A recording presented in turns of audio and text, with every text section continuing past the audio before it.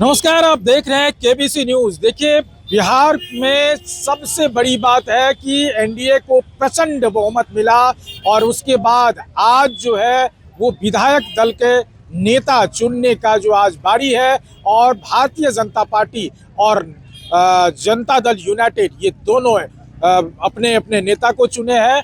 और भारतीय जनता पार्टी के अभी प्रदेश कार्यालय पर में हम खड़े हैं।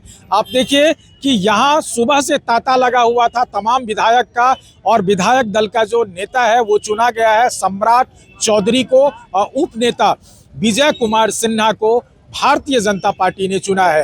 अब इसमें ये देखना होगा कि जिस तरह से कल अब शपथ ग्रहण समारोह है और तमाम नेता यही कह रहे हैं कि मुख्यमंत्री के तौर पर नीतीश कुमार ही शपथ लेंगे। हम सबसे पहले आपको सुनवाते हैं कि नित्यानंद राय क्या कुछ कह रहे हैं, पहले इनको सुनिए। नेता में पार्टी के विधायक दल की बैठक में सर्वसम्मति से श्री सम्राट चौधरी जी को नेता और उपनेता के रूप में श्री विजय सिन्हा जी का चयन हुआ है। हृदय से बधाई, अभिनंदन, शुभकामनाएं और विधायक दल को भी आभार अभिनंदन। केंद्रीय नेतृत्व ने हमारे दो पार्टी के बड़े नेता को नेता और उपनेता के रूप में चयन की अनुमति दी है।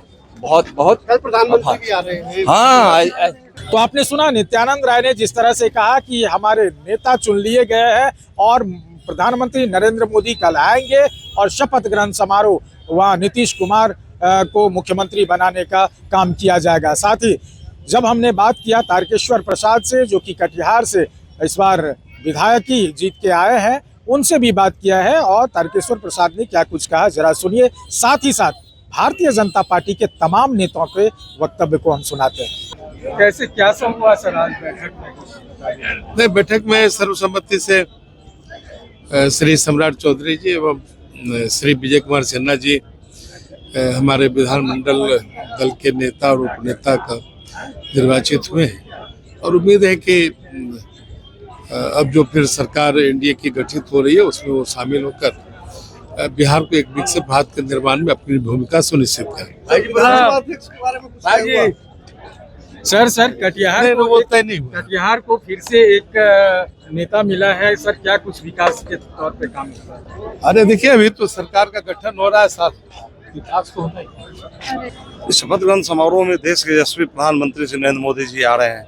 निश्चित रूप से प्रदेश का विकास हो रहा था, उस विकास में और तेजी आएगी और बिहार के मान सम्मान में बिहार की जनता से जो अपील किया था प्रधानमंत्री जी ने, वो अपील को पूरा ही नहीं किया बल्कि उससे बढ़ चढ़ के लोगों ने मतदान करने का कार्य किया है।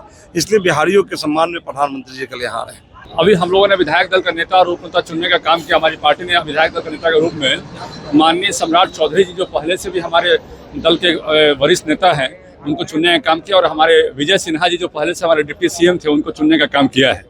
विधानसभा अध्यक्ष के उस मुद्दे पर अभी विधानसभा अध्यक्ष के मुद्दे पर कोई चर्चा नहीं हुई है। निश्चित रूप से अभी जो अगला बैठक हम लोग का 3 बजे होने वाला है उसमें इस पर जरूर चर्चा होगी। लगातार चर्चा चल रही थी कि जदयू भी चाहता है कि उसका विधानसभा अध्यक्ष हो, इधर भाजपा भी चाहती है कि उसका विधानसभा अध्यक्ष। ये पार्टी के शीर्ष नेता जो है शाम में तय करेंगे आपस में मिल बैठ के कि कौन होगा नहीं होगा। अभी इस पर बैठक होना है तो मुझे लगता है कि इस पर वो लोग तय करेंगे।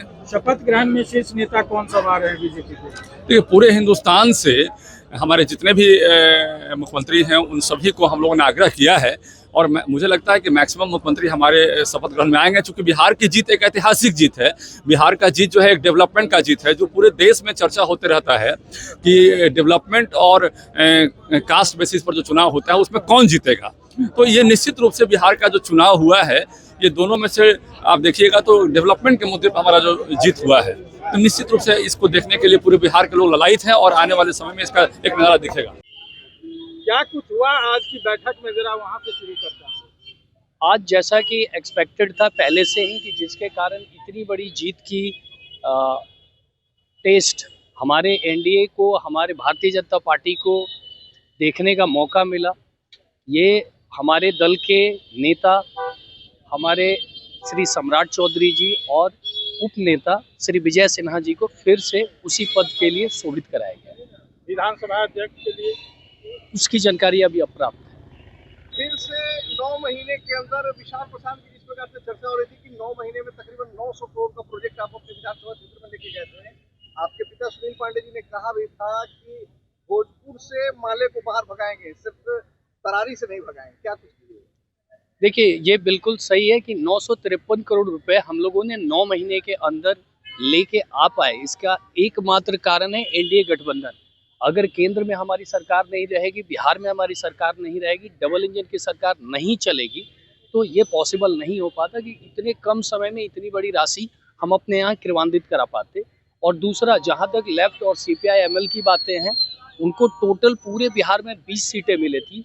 आज के डेट में वो 2 सीटों पे निपटे हुए, एक काराकाट और एक पटना जिले में, और इन दोनों सीटों पर ओवर क्रॉस किए गए हैं हमारे कैंडिडेट को। जो भी वोट्स काटे गए हैं बाकी लोगों के द्वारा, वो हमारे कैंडिडेट्स के वोट कटे हैं, जिसकी वजह से उनको मिली है। आप मान के चलिए कि अब पूरे बिहार में सीपीआई एमएल और लेफ्ट के लिए कोई जगह नहीं रह गई है।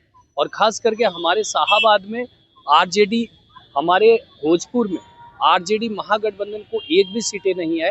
जैसा कि हमारे पिताजी ने बताया था कि वो सब क्लियर हो चुके हैं, तो अब आपको दिख रहा है कि जो बोलते हैं वो होता है।